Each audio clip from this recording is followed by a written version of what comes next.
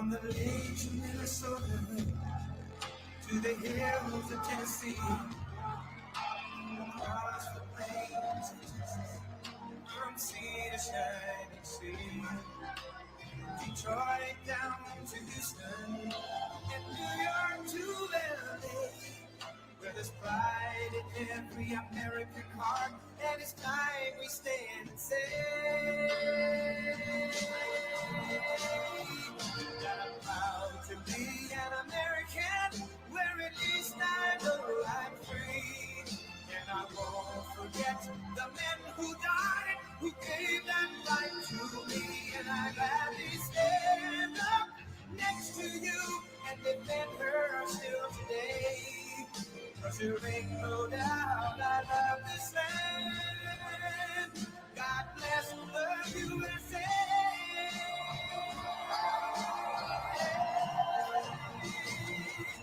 And I'm proud to be an American, where at least I know I'm free. And I won't forget the men who died, who gave that right to me.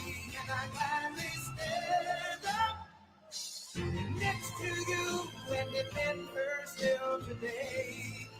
'Cause there ain't no doubt I love this land. God bless the USA.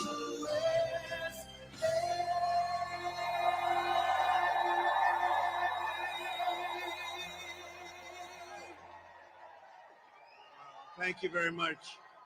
Thank you very much, everybody. And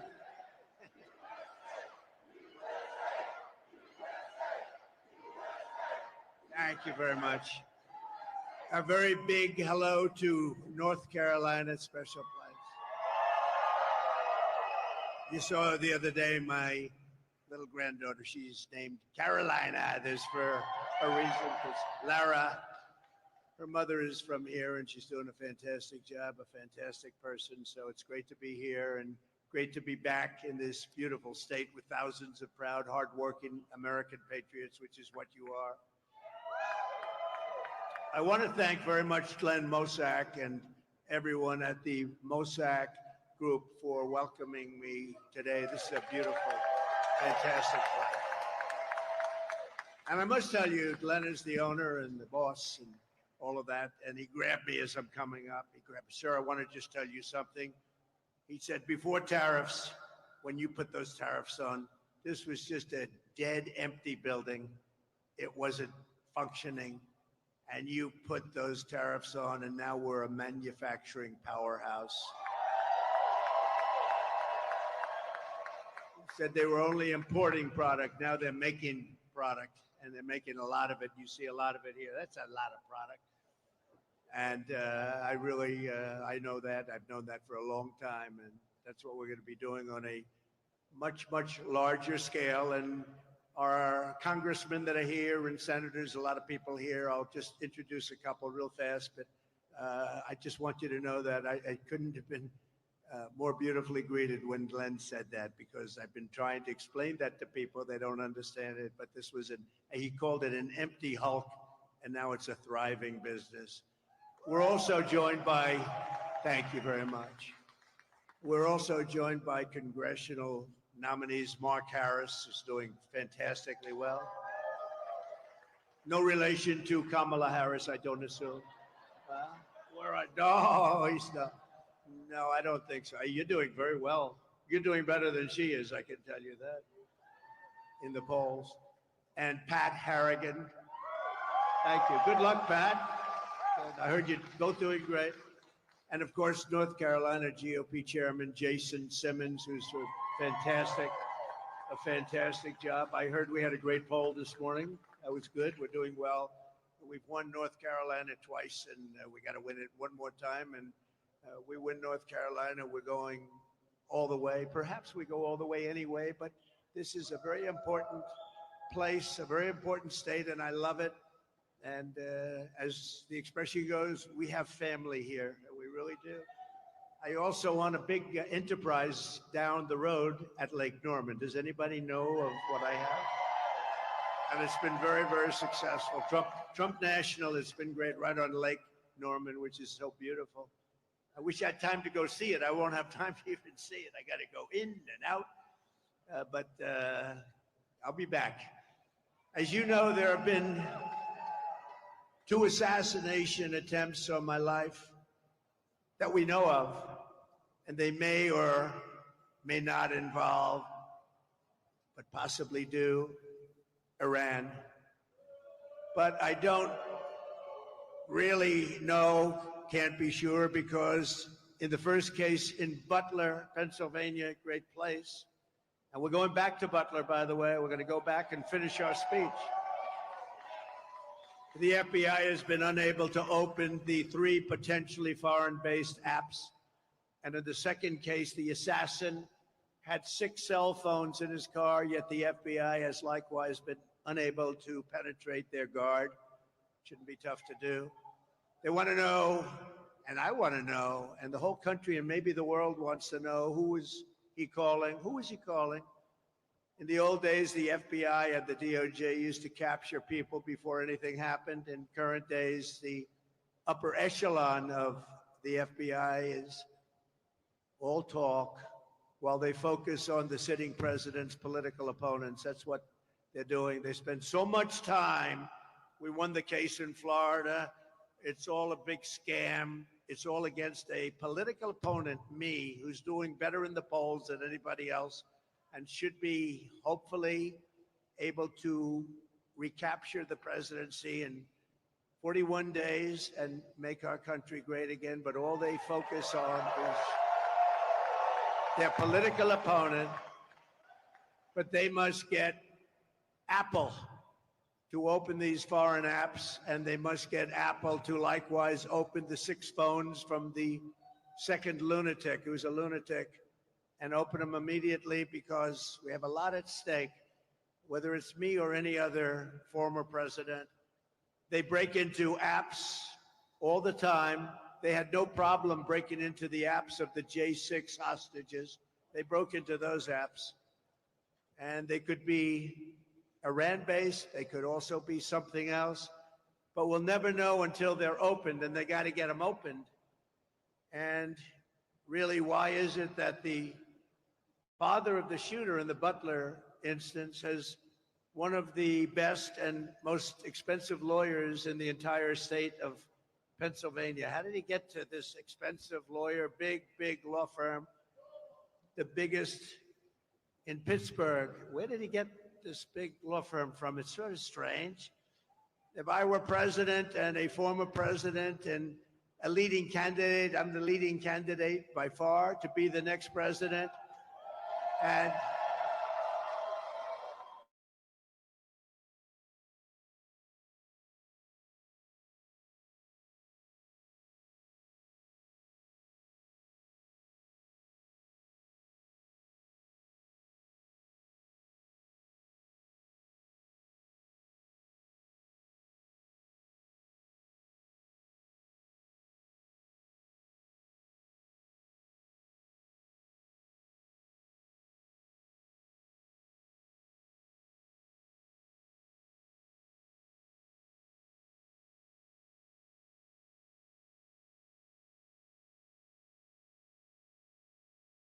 thank everybody in Congress. But if I were the president, I would inform the threatening country, in this case Iran, that if you do anything to harm this person, we are going to blow your largest cities and the country itself to smithereens. We're going to blow it to smithereens. You can't do that. And there would be no more threats. There would be no more threats. But right now, we don't have that leadership or the necessary people, the necessary leaders. We have 2 people, not one. We don't even know who our president is right now. Who is our president right now? We really don't know, but we have 2 people, not one, that only keep looking. And when you do that, when you just look, trouble always ensues. So it's big trouble for our country. Meanwhile, we have the president of Iran in our country this week. We have large security forces guarding him, and yet they're threatening our former president and the leading candidate to become the next president of the United States. Certainly a strange set of circumstances. Around the world, our enemies are desperate to prevent Donald Trump from returning to the White House because they know I will make America great again. They don't want that. 4 years ago, our country was feared and respected, and our country will soon be feared and respected again. We have to have that. And that's why we all need to pull together to thwart these attempts and to bring back American strength, power, and prestige. We will soon have it back. No threat will shake me. No enemy will intimidate me. And I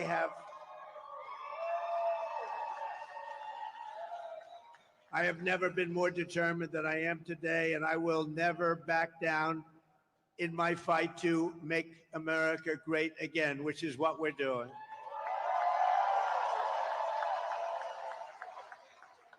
So I want to make that statement because we are under threat. I have been threatened very directly, and I appreciate the agencies that we've been meeting with, but we've been threatened very directly by Iran.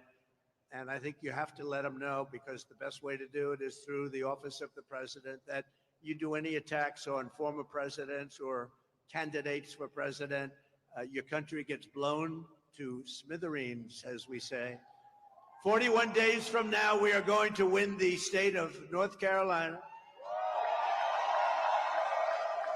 We are going to defeat Comrade Kamala Harris, and we are going to take back our country. We're going to take it back.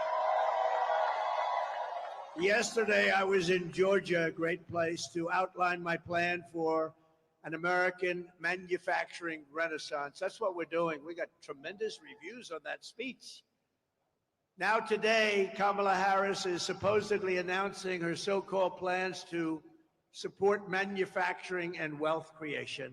Why didn't she do it 3.5 years ago? They've done nothing. Why didn't she do everything 3.5 years ago? She's been there for almost 4 years, and she didn't do it. She didn't create wealth. She destroyed 22% of the value of every dollar in your pocket and jeopardized us in front of the remaining portions of the marketplace. And the world's reserve currency is under siege right now. A lot of people think we won't have the reserve currency. If we lose that, that's like the equivalent of losing a war. We will have it. If I'm elected president, we will have the world's reserve currency in better shape and order, and every country will follow it. And if they don't, we will put tariffs on that country, and we won't trade with that country. And they will then call us and say, we would love to have you continue to be the world's reserve currency, sir. So easy. It's so easy, but you need the right messenger. You need the right messenger. She didn't support domestic manufacturing. She killed 24,000 U.S. manufacturing jobs. In the last month alone, we lost 24,000 jobs. You know, there is a reason for the interest rate cut from the Fed. Big part of that reason is that our economy is doing really, really badly. Kamala goes to work every day in the White House. Families are suffering now.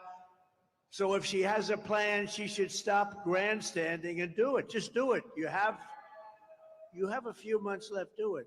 Do it. You have plans for the border? Do it now. You know, you don't need anything at the border. All you need is the president of the United States to say, the border is closed.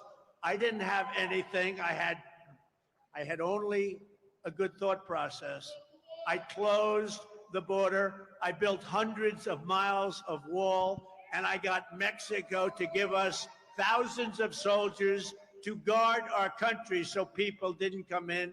And we had the safest border in the history of our country.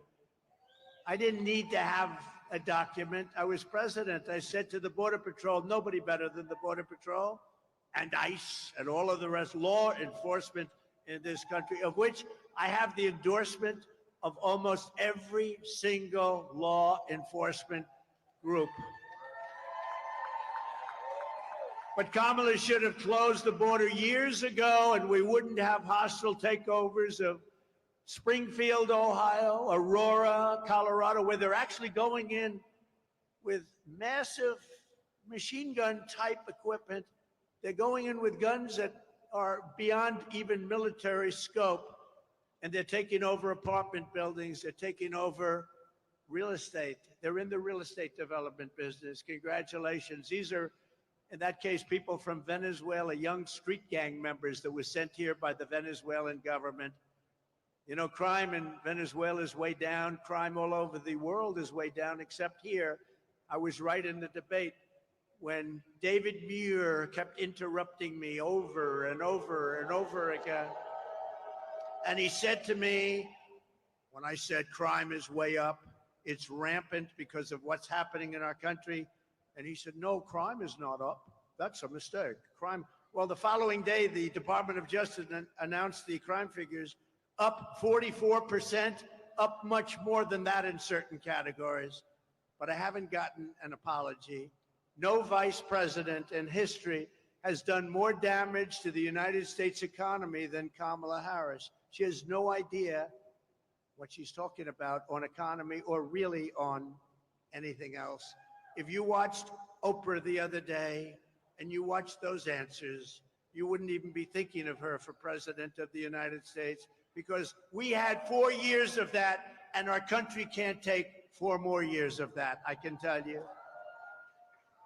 But twice she cast the deciding votes that caused the worst inflation in maybe 100 years. She abolished our borders and flooded our country with 21 million plus illegal aliens. They came in from all over. Think of it. They came from prisons and jails. They came from mental institutions and insane asylums. They're terrorists. They're criminal street gangs. They're MS-13.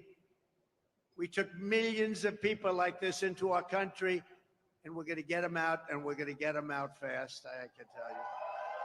No country can survive that. No country can survive it. But ask yourself, is anything less expensive than it was 4 years ago? Where are the missing 818,000 jobs? Remember, they said 808, they were fake jobs, and they thought they'd be caught, but they thought it was going to be after the election, not before the election. They had a leaker, thank you, Mr. Leaker. They had a leaker who leaked the fact that they falsified the numbers. Nobody talks about it. The press refuses to write it. We don't want to hear Kamala's fake promises, even something like she worked very long and hard hours over French fries at McDonald's. She'd never worked at McDonald's. It was a fake story. It was a fake story. The press now refuses to write it because it's so, you know, there's a very simple one. She said she worked at McDonald's and she didn't. Not highly sophisticated, not complicated. It was a lie.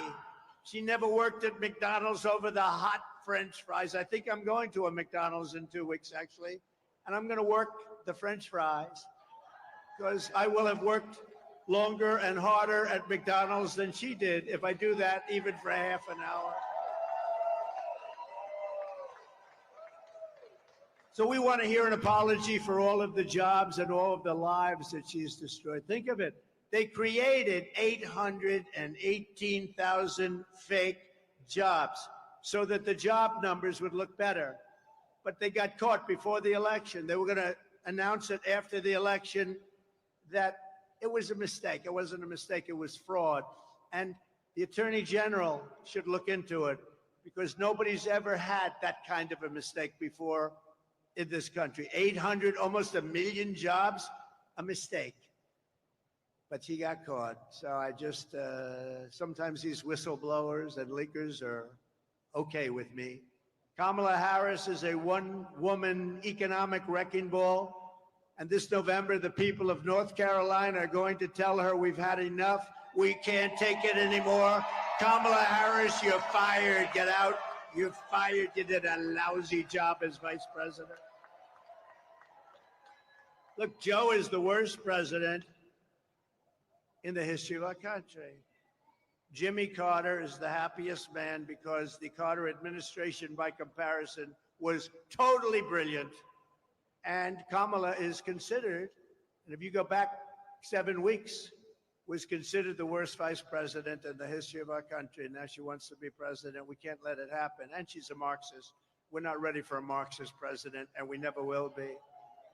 North Carolina was once the beating heart of American manufacturing. I know it very well. I was here many times to buy furniture for buildings. I'd come and I'd look, and there was nobody like the craftsmen of North Carolina. It was filled with companies like this one and known everywhere for its incredible craftsmanship and skill. I know from personal experience, though, that I was a big buyer. I bought a lot of things here. That there was no place for furniture in particular, like North Carolina. You were the furniture capital of the world, but now so much of that business has been stolen from you, and it's made in China and other places. And by the way, it's not as good. The quality is nowhere near. You made furniture. You bought a chair. It was good for 30 years. You buy some of these chairs that they sell you now, they break after about 2 months. The people are laying on the floor, suing you for giving a bench. Then on top of it all, our government keeps them out. Then on top of it all, you get sued because they fell out of a chair at a hotel.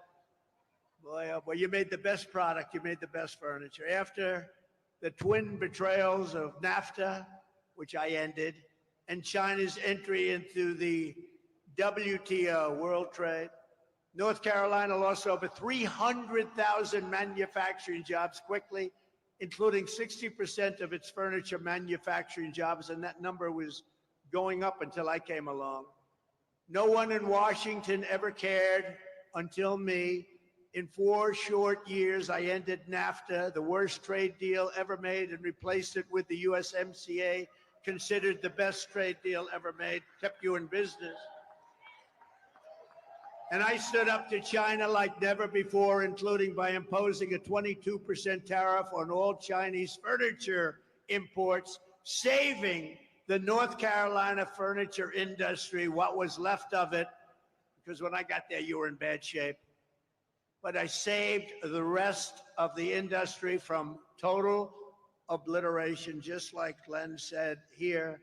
This building was an empty hoaxer until you put tariffs on, and now it's thriving. And a lot of people working here. It's a beautiful, beautiful site, beautiful place, great looking product. Almost overnight, we reduced Chinese furniture imports by 25%. And I just want to say to North Carolina, you're welcome. Get out and vote for Trump. That's all I ask. I don't ask much. Vote for Trump, right? These beautiful women are from North Carolina. They have been following me all over the United States for years. This is number 232, and this isn't a rally. This is just a gathering of business people, just letting them know how well we're doing with all of the things that we're doing and how well we're doing in the polls. We're doing very well. We're leading in North Carolina by nice numbers, I think, but the real story is now being told because you're hearing the story. But these women have followed me all over. Their husbands are great people that put up with them. They are all over. Look how beautiful they are. They follow me to California. They follow all over the country. And now finally we're in North Carolina, so you don't have to go so far. They live about 20 minutes away. But they are unbelievable patriots, and we appreciate it. There's actually about 50 of them. And I often wonder, you know, they're happily married. They're great, great people. They're happily married. But boy, their husbands, I say, darling, I'm leaving for a couple of days. We're going on. He's going, you're going to watch him again? But we love you and we appreciate it. And above all else, they're patriots. They want to see our country get better. So thank you. Thank you very much. So to the workers of this state, when you hear Kamala Harris attack my tariffs today, you wouldn't have anything left at this state if I didn't do what I did. This building would be now shuttered, closed, empty, no jobs, and now it's thriving. We're going to do the same thing on a very large scale for our country. We're going to make our country something that nobody thought it was even possible. Just remember, Kamala's not attacking me. She's attacking your furniture job. She's attacking your community. She's attacking your factories. And she's trying to send all of those jobs to China with everything else. And we're not going to let that happen. Joe got all that money for China. You know, China paid him a lot of money. So did Ukraine. So did Russia. They got a lot of money. Remember when I said during the debate, when Chris Wallace was the host, he did not so. How's Chris Wallace doing lately? Not too good, right? He's not doing too good. I said, why did the mayor of Russia's wife pay you $3.5 million cash? How come? And Chris Wallace stopped me. You're not supposed to be asking that question. I said, why not? That's a question. He wouldn't let it be asked. You know, I had 3-on-1 the other day, and I had 2-on-1 then. I always have unequal odds, but we handled it very well. We got great marks on that debate. We had a woman debating.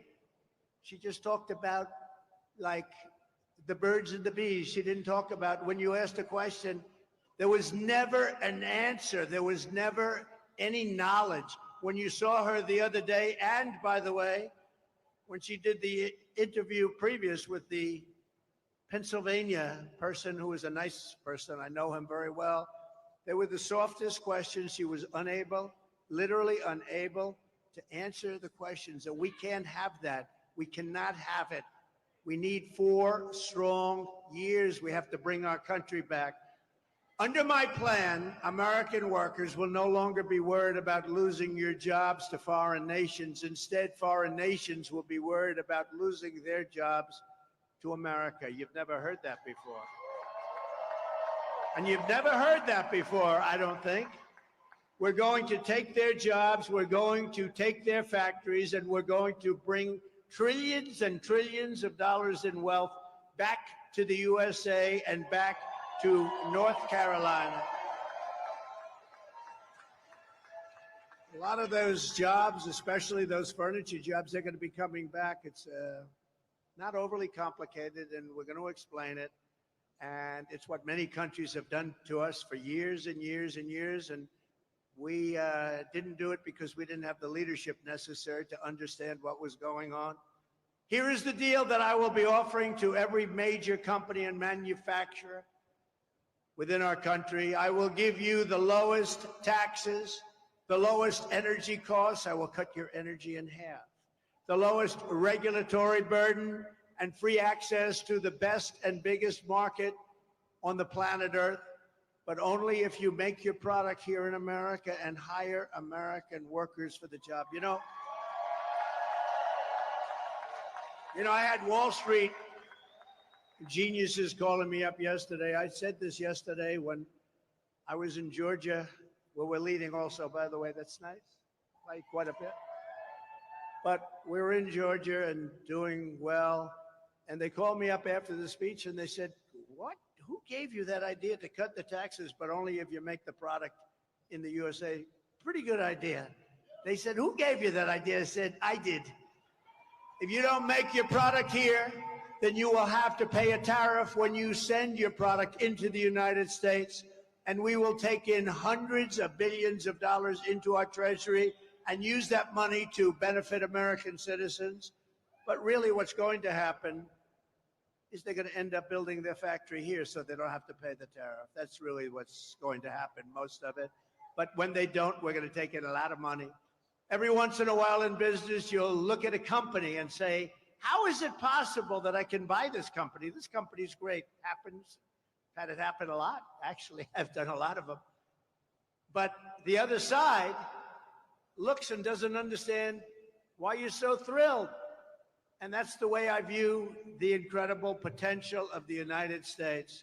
This is a profit-generating machine that's been horribly run by either corrupt or very stupid politicians.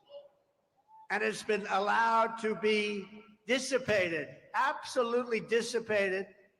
But it's like a company that you see it, you buy it, you change it, and you make a fortune.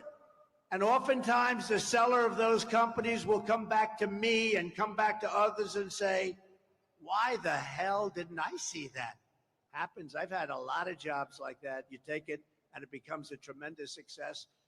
And the seller would call me and say, congratulations, I never saw what you saw.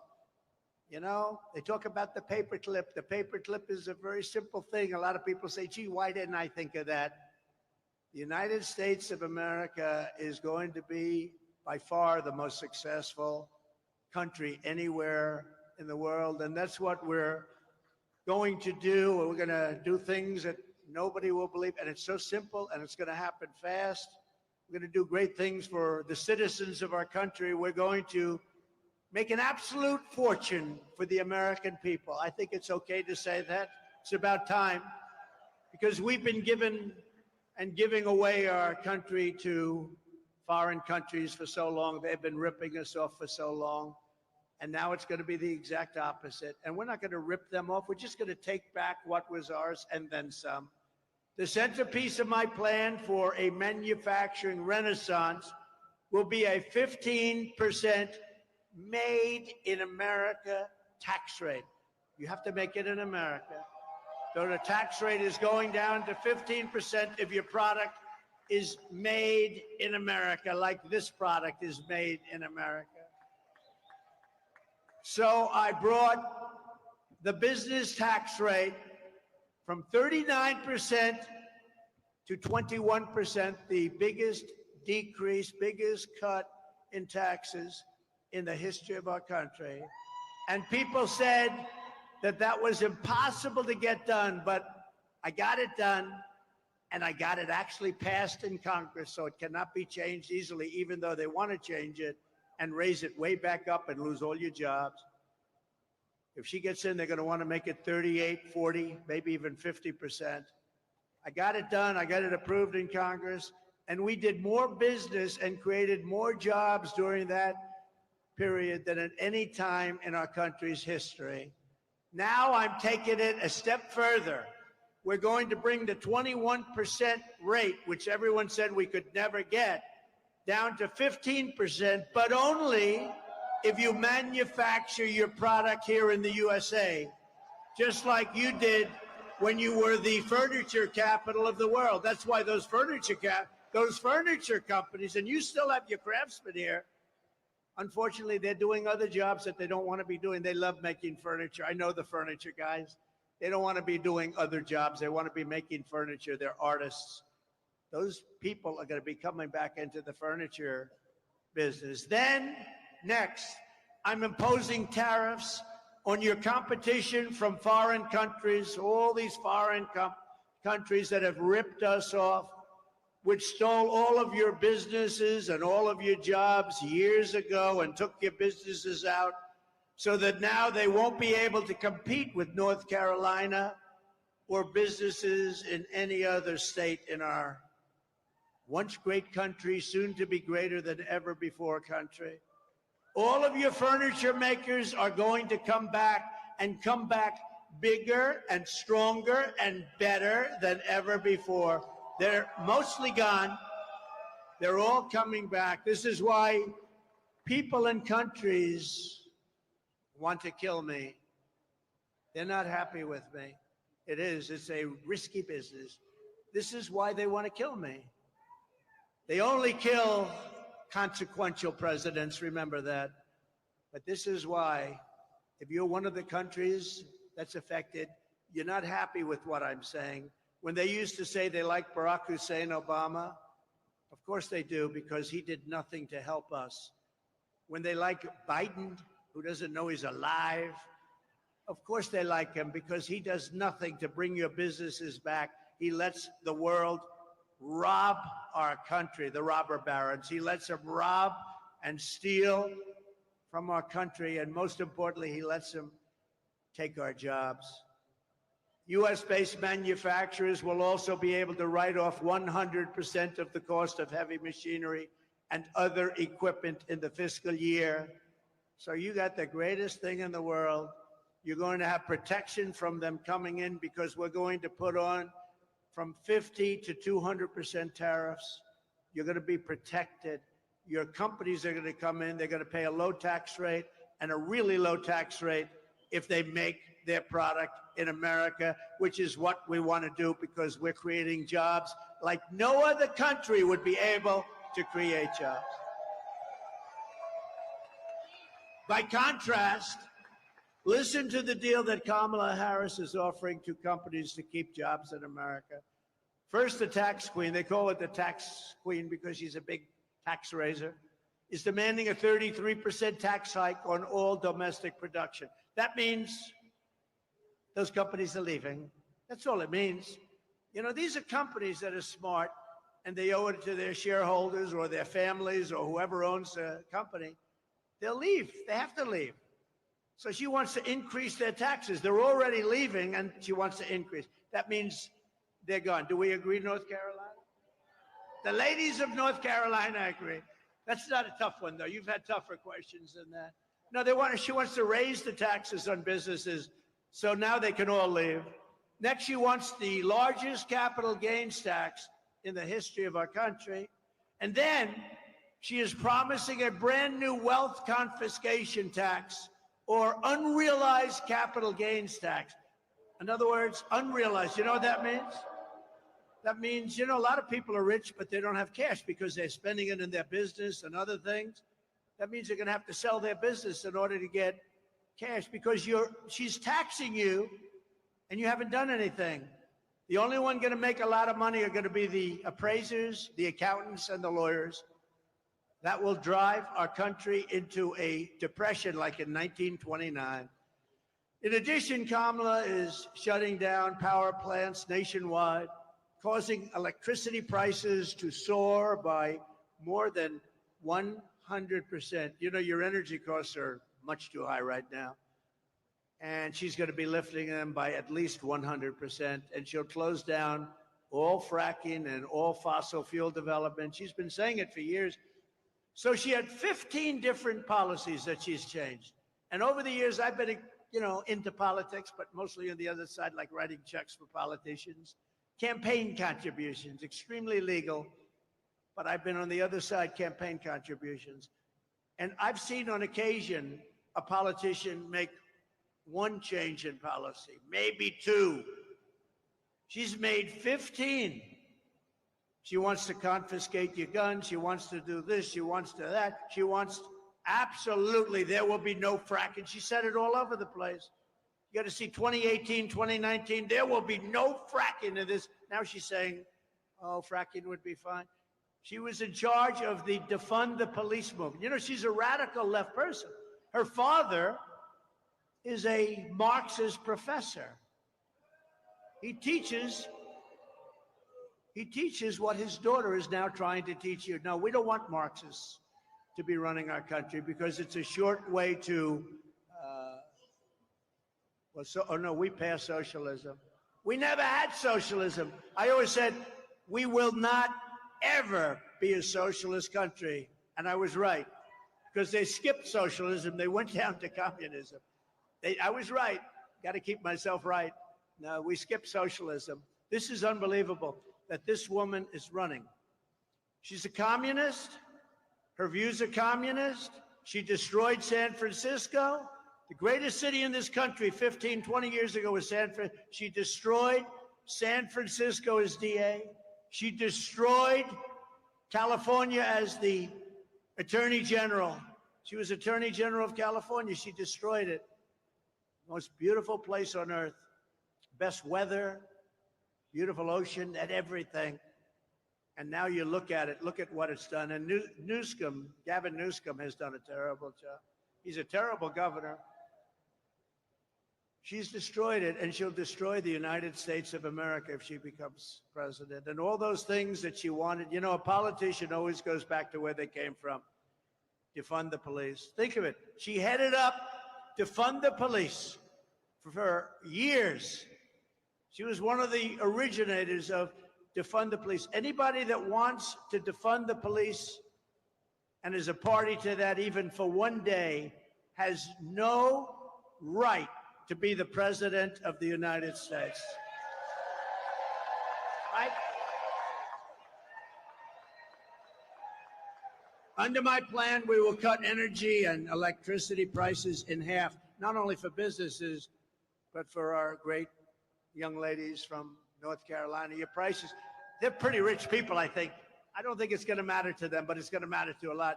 Will cutting the energy prices mean anything to you ladies? Still good, right? It's money.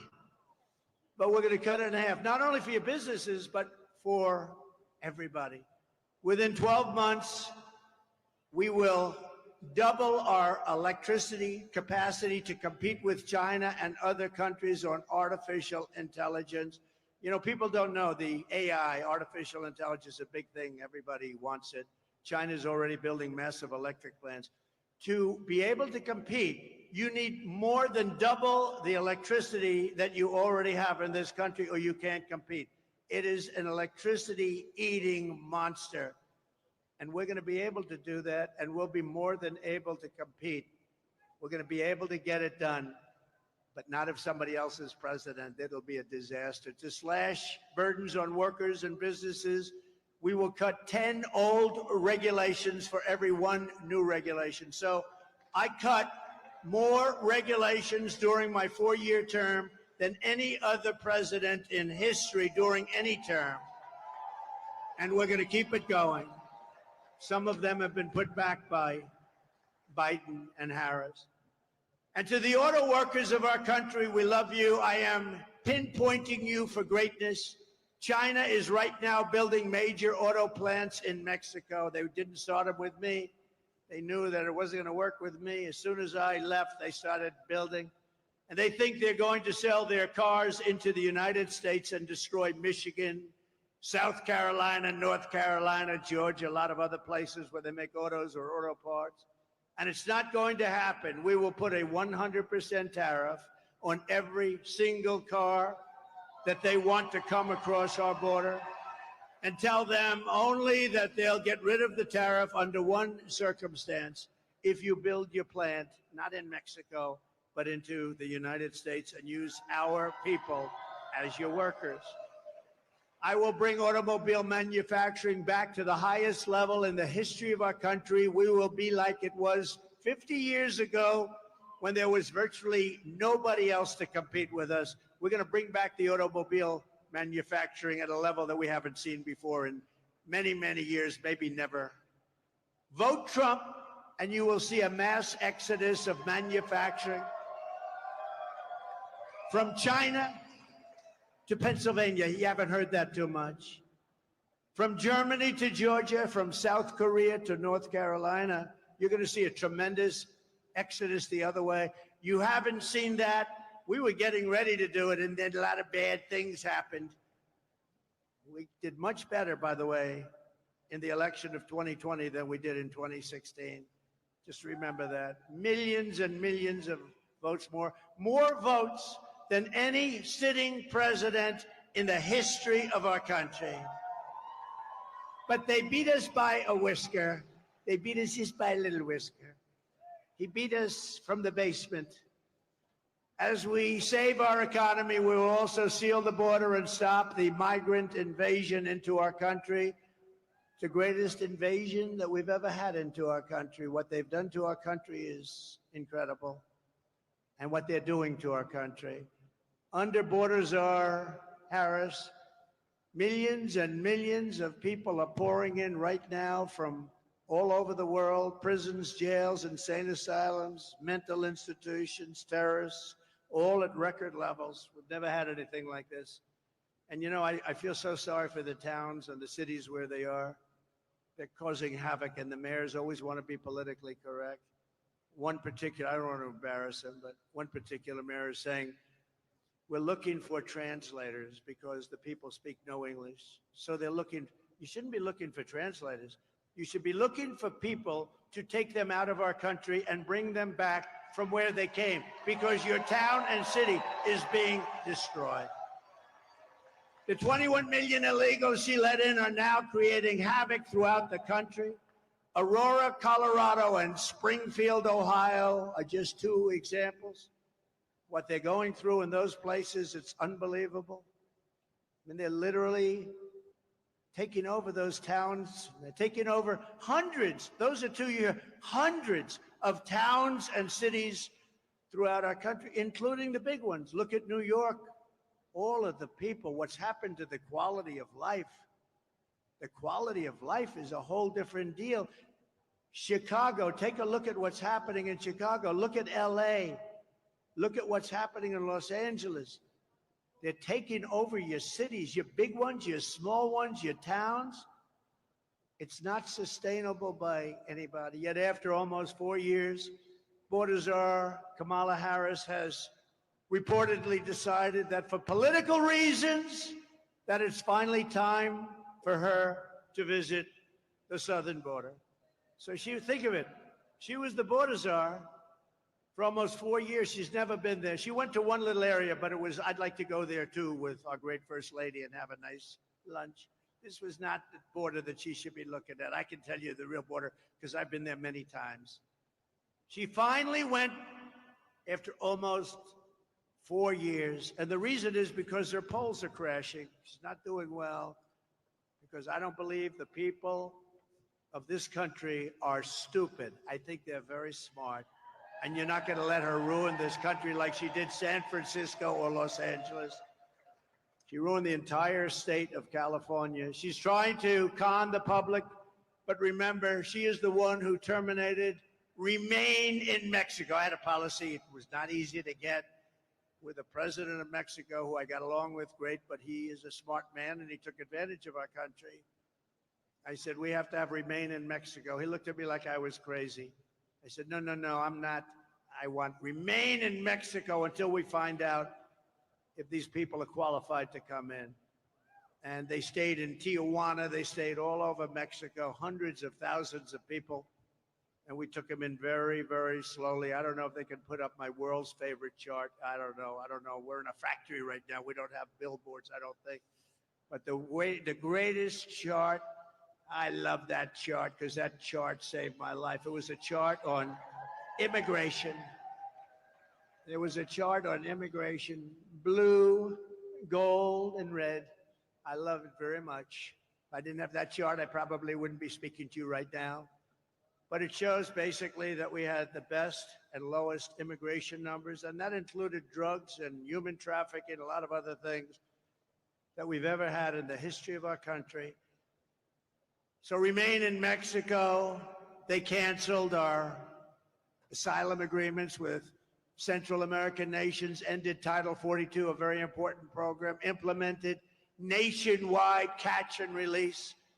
I had catch and release, but I catch and release in Mexico.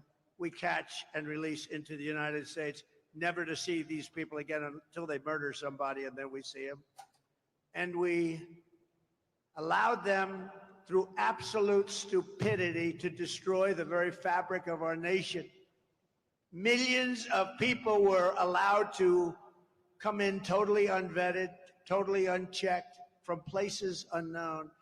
I was with Tom Homan recently. He told me that the last check was they came in from 168 different countries. Most people don't even know there are that many countries. Actually, there are quite a bit more than that. 168 countries were represented with illegal aliens coming in. From the Congo in Africa, they come in a lot from the Congo. From jails in the Congo, they opened their jails. From South America, Venezuela, all of the countries, they're letting them out of their prisons and jails. They're letting them out. Their jail population's way down. Their mental institution population, but this is all over the world. They come from the Middle East. They come from Asia. They come from parts of Europe. They come into our country. Many of them are major criminals, murderers. When Kamala speaks about the border, her credibility is less than zero. I hope you're going to remember that on Friday when she tells you about the border. Ask her just one simple question. Why didn't you do it 4 years ago? Why didn't you do it 4 years ago? They've got very little time left, thank God. Very little time left. Why? That's all you have to do. I give this to the fake news media because they don't cover it properly. They don't even talk about the border. Say, why Didn't you do it 4 years ago when you first came in? Why are you waiting 3.5, almost 4 years? Kamala's migrant invasion has particularly devastated the Black community and the Hispanic community, including all of the people, the jobs, what they've done. The jobs are going to illegal migrants that came into our country illegally. Our Black population all over the country, our Hispanic population are losing their jobs.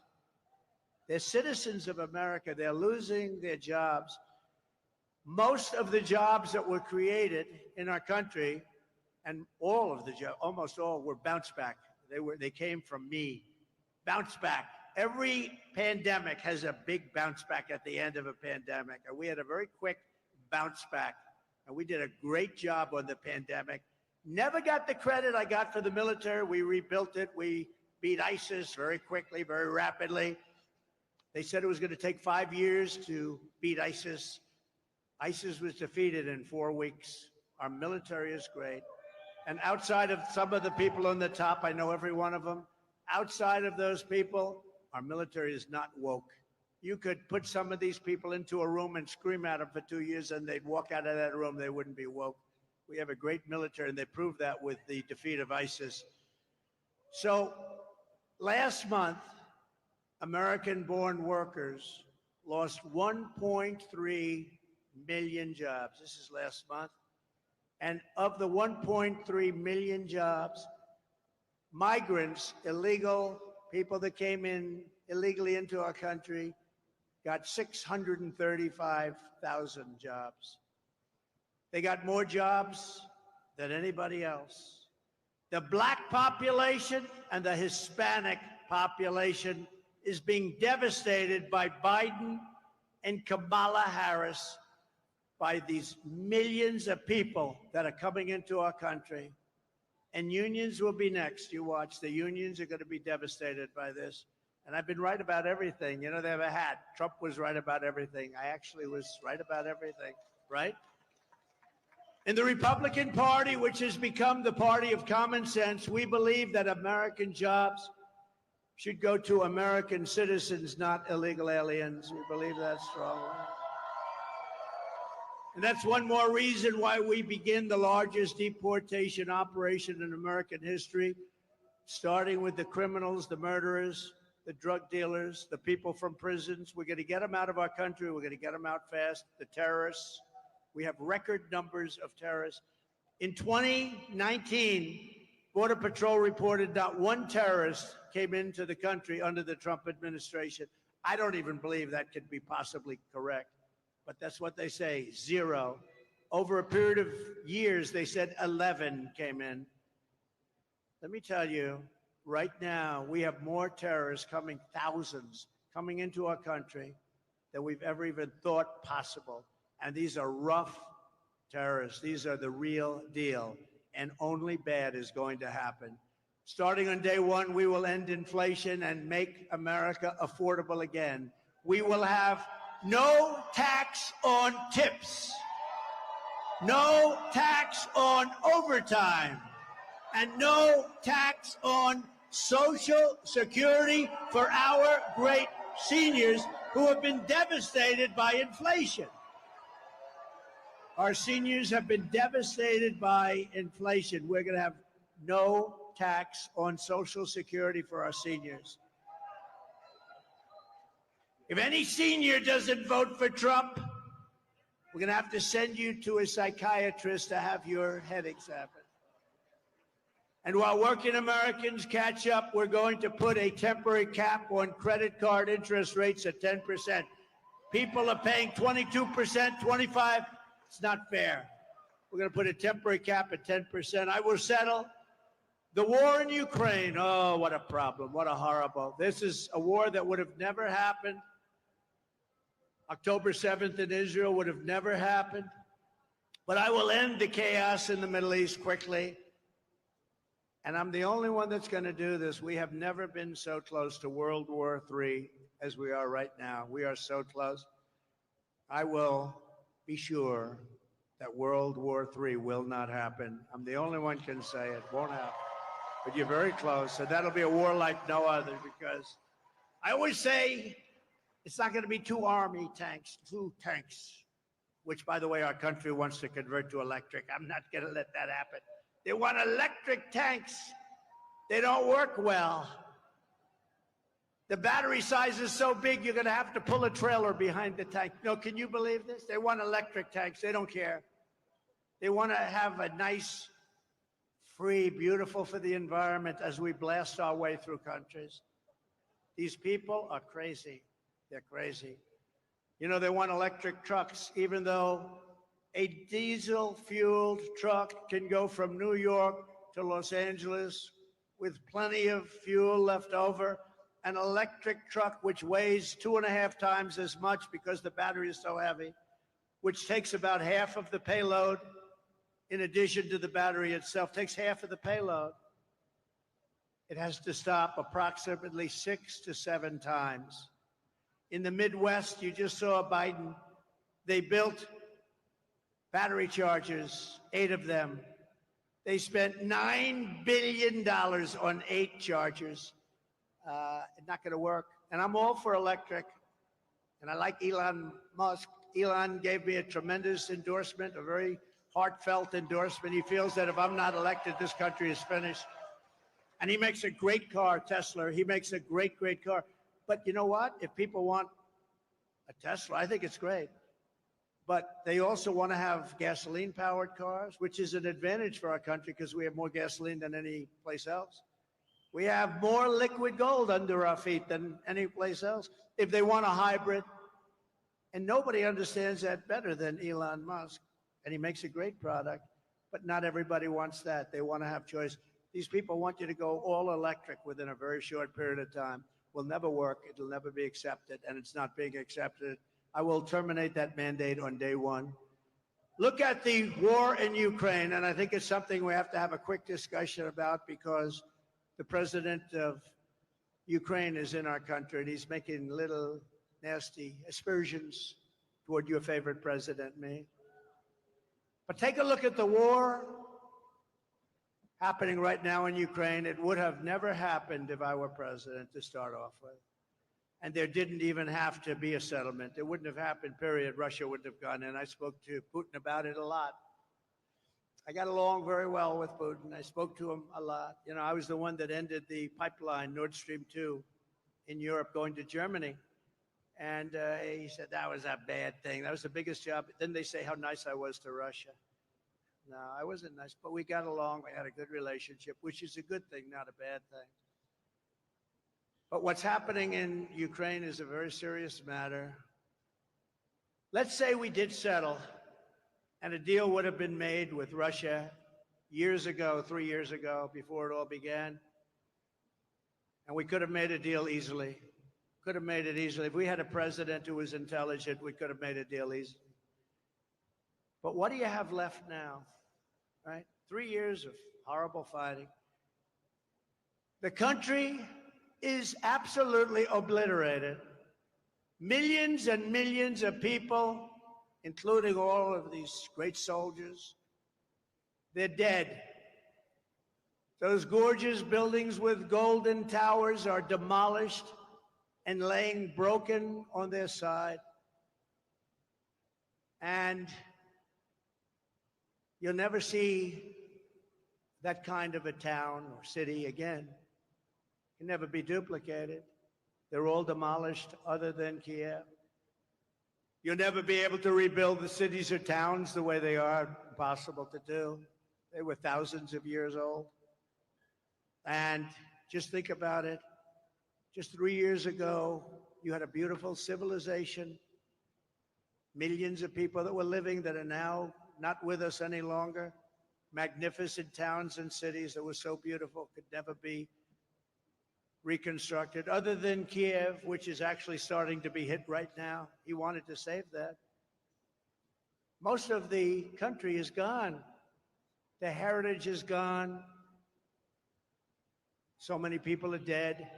Many people have left for Poland, for Hungary, and for other places. never to return. And that includes many, many Russian soldiers are dead. A deal could have been made. There wouldn't have been one person that died, and there wouldn't have been one golden tower laying shattered on its side. A deal could have been made if we had a competent president instead of a president that egged it all on. And Biden and Kamala allowed this to happen by feeding Zelensky money and munitions like no country has ever seen before. Every time he came to our country, he'd walk away with $60 billion. He's probably the greatest salesman on earth. But now Ukraine is running out of soldiers. They're using young children and old men because their soldiers are dying and other things are happening to them that we won't even discuss. So many are badly injured. And what do you have? What deal can we make? What deal can we make? It's demolished. The people are dead. The country is in rubble. And who are these people that allowed this to happen? Who are these people? I said, don't let it happen. This never happened in my 4 years. I told President Putin, you're not going to do it. He would never have done it. They started to form after I left. And I actually thought they were forming as a negotiating tactic for Putin. I thought it was a negotiation, but through a lot of bad statements and stupid statements, he went in, and he's no angel. It's all such a horror. Biden and Harris caused this situation by the stupidity of what they said, by every move they make. But they caused the situation, and now they're locked in. They're locked in. I watched this poor guy yesterday at the United Nations. He didn't know what he was saying. They just don't know what to do. They're locked into a situation. It's sad. They just don't know what to do because Ukraine is gone. It's not Ukraine anymore.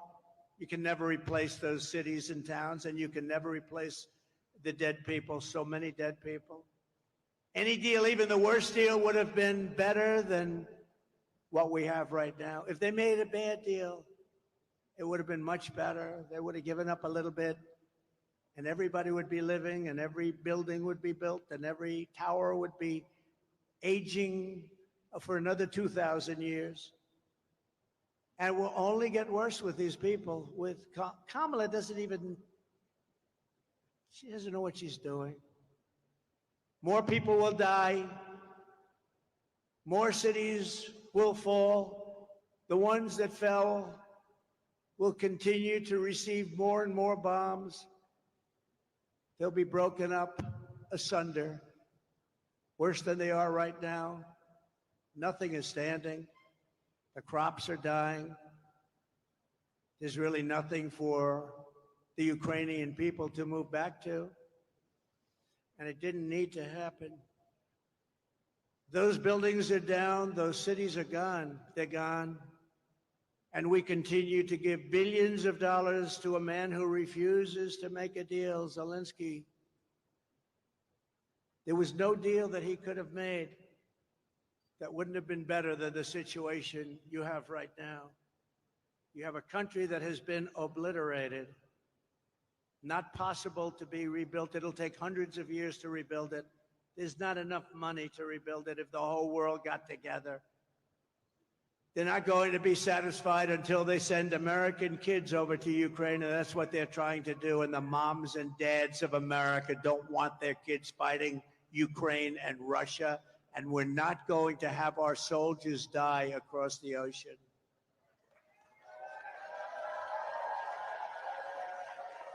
I will restore, as I did for 4 years, the only president in 81 years, they say, no wars.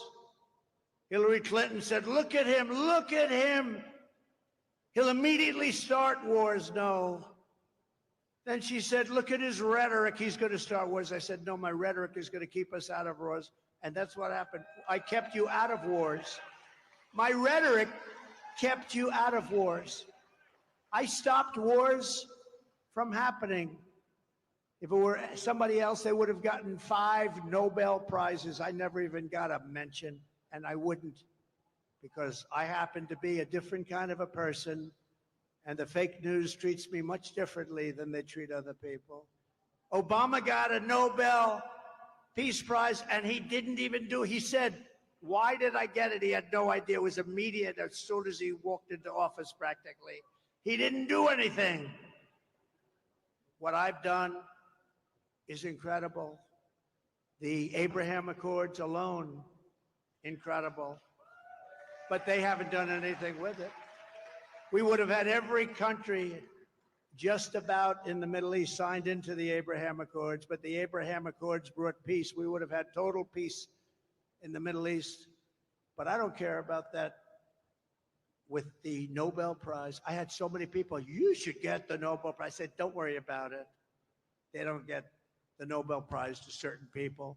But these are the people that get things done. These are the people that understand strength and they understand peace, because we will restore peace through strength. We will rebuild our cities, including Washington, D.C., making them safe, clean, and beautiful again. We will keep the U.S. dollar as the world's reserve currency.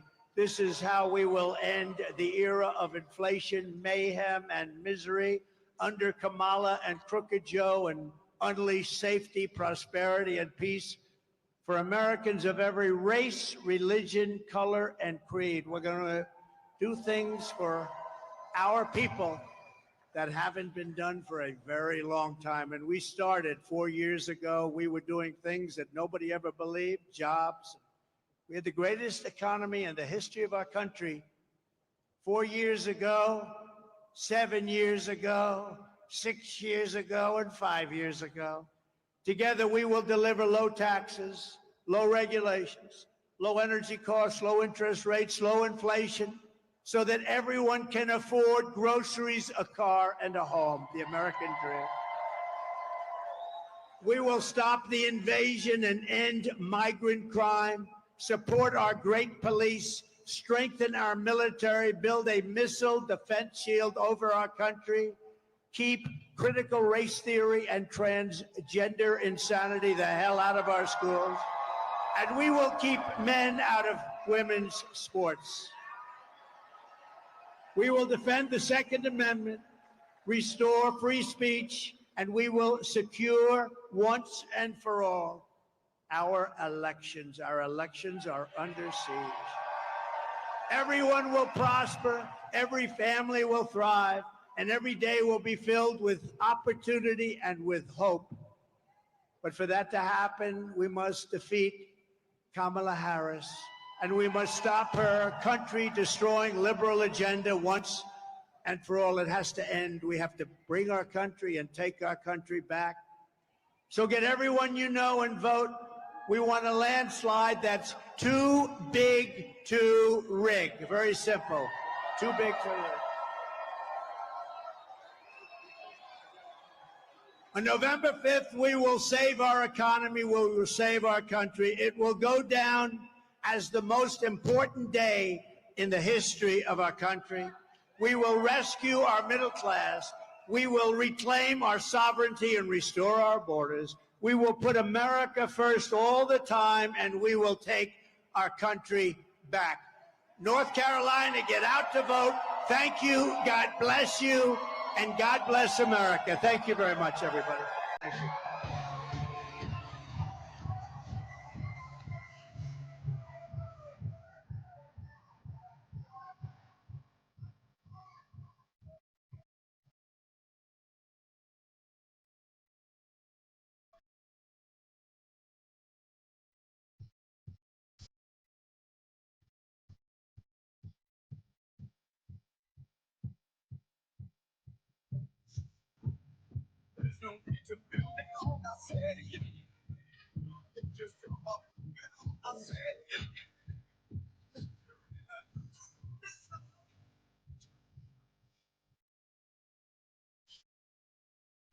So makes you think of I said you man.